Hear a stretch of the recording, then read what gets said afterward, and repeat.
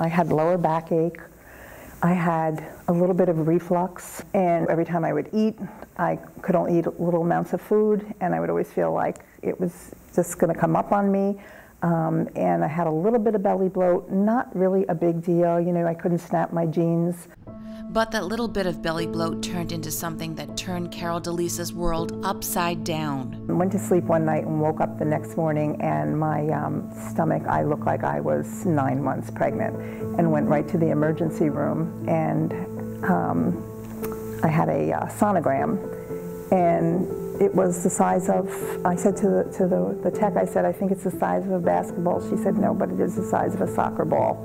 So it really literally blew up overnight on me, and couldn't even find anything to ride to the emergency room and that fit me, you know, pants. I had to cut my pants down the side to get there. So that was devastating. Ovarian cancer has symptoms that whisper. She wants you to listen carefully. Carol was diagnosed in April of 2013. After doing a surgery, a full hysterectomy, which they call a debulking surgery, that it was ovarian cancer stage 3C, so a late stage diagnosis. And it really blindsided my life, blindsided me.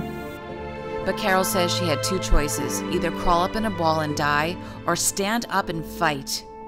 Ovarian cancer statistics say I'm supposed to die within 5 years. I just don't believe that. I don't feel like I'm dying. I want to see my grandkids graduate school and college, and I want to see them get married, so I'm very determined that I'm going to do that. So I just decided that I wanted to live and err on the side of hope, and not the gloom and doom of the statistics. She tried to go the holistic route, but then she felt there was only one option. So I opted for the chemo chair and opted to lose my long hair that I had never cut since high school, and my eyebrows and my eyelashes and all of that. So it was devastating, really, and some people say it's only hair, but it was my hair. She was in remission for about 7 months, and then the monster reared its ugly head once again. I had a scan, and it showed lymph nodes, 3 small lymph nodes that came back in my chest area. And one of them was large enough to be deemed cancerous. And now Carol is undergoing a trial at Massachusetts General. It's called a PARP inhibitor trial, and I'm in remission again. I personally like to call it intermission, because remission with ovarian cancer seems to be very short-lived. But I'm happy to be in this intermission right now. I feel great, I feel healthy, I feel strong.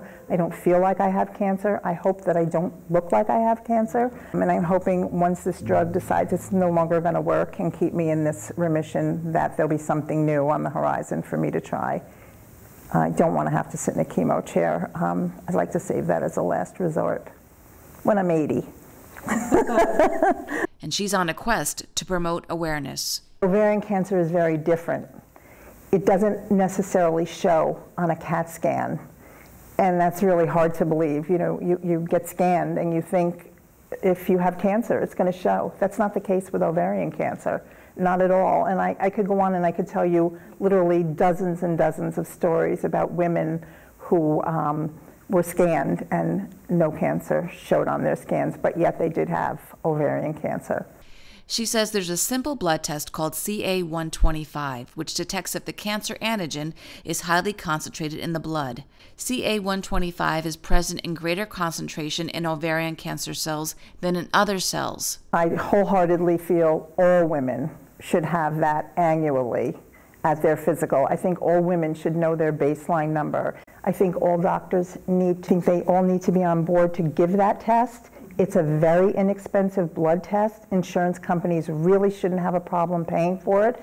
And if they do have a problem, you need to fight for your right. She says 0 to 35 is a normal range. My number was 544, which at the time I thought was extremely high, but I've learned from so many women. Some women are 6,000, 8,000. We learned of one woman who was 65,000. However, it doesn't necessarily mean that cancer is going to show on the scan either, just because your number is so high. And typically, they don't treat what they can't see.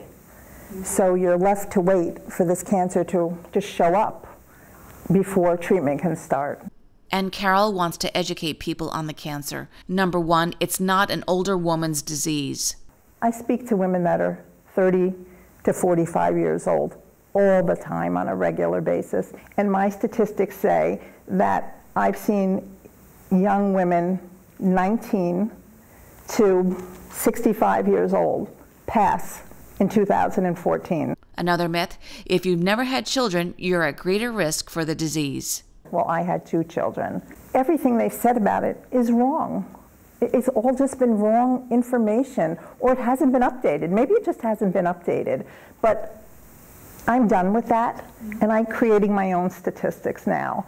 It's the type of disease that's often misdiagnosed. Women talk about going to their doctors 5, 6, and 7 times because they had constipation, or they had diarrhea, or they had gas, or they had bloating, or they had frequent urination, only to be dismissed. Some were dismissed as, or it was just chalked up to stress, or they were dismissed as, you know, you're a little bit off the mark here. There's really nothing wrong with you. And through her Facebook page, I Hate the C Word, she and over 12,000 followers share their experiences. It's become a great online support. We try to give really up-to-date information about ovarian cancer, and we try and keep it very real, but we err on the side of hope. We need to do better. It's 40 years and there's nothing new with ovarian cancer, nothing new with ovarian cancer. That has to change. And the reason it hasn't changed is because the way it's told is only 14,400 women die every year in this country from ovarian cancer. I say 1 is too many, and it has to change.